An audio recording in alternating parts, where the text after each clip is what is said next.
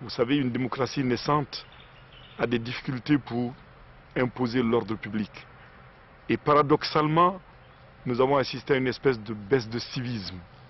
Parce que les gens se sont dit, maintenant on a la liberté, des choses qu'on n'a pas réclamées pendant 10 ans, 5 ans, subitement, c'est toutes les revendications. Et il est clair que l'État ne peut pas régler ça du jour au lendemain.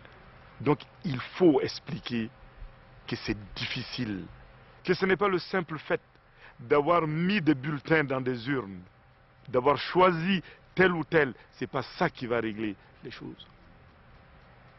Les équipes qui viennent doivent avoir un autre comportement dans la gestion, doivent donner l'exemple de la rigueur dans la gestion, de la transparence.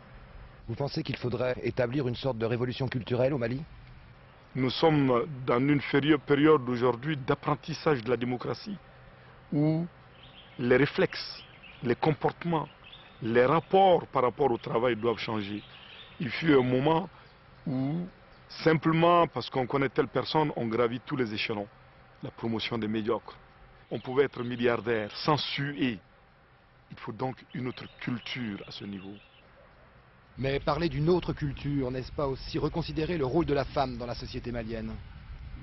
Ce n'est pas les hommes qui vont défendre les femmes.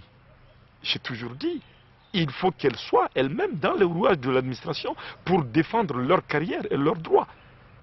C'est elles qui tiennent le pays, dans les villes avec le secteur informel. C'est elles qui font vivre des milliers de familles. Vous savez, elles n'ont pas besoin d'aller emprunter des millions pour tourner. Elles sont souvent simplement à la quête de 5 000 francs CFA, 10 000 francs CFA, c'est-à-dire l'équivalent de 100 francs français, 200 francs français, pour pouvoir faire vivre des familles. Monsieur le Président, il y a également l'excision et la polygamie. Quelles mesures comptez-vous prendre? Prendre des textes en eux-mêmes ne règle pas de problèmes. Nous avons vu beaucoup de pays où officiellement même autour de nous la polygamie a été supprimée, mais ça a continué.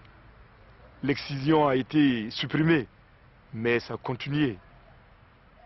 Je suis contre l'excision.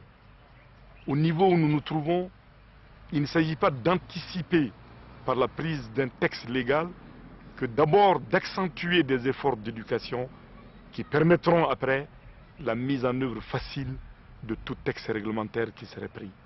Je crois qu'il y a beaucoup de campagnes de sensibilisation, mais il y a beaucoup à faire encore à ce niveau-là.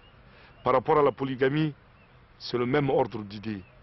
Je pense que c'est avec l'évolution de la société qu'on arrivera à régler un certain nombre de problèmes de cette nature.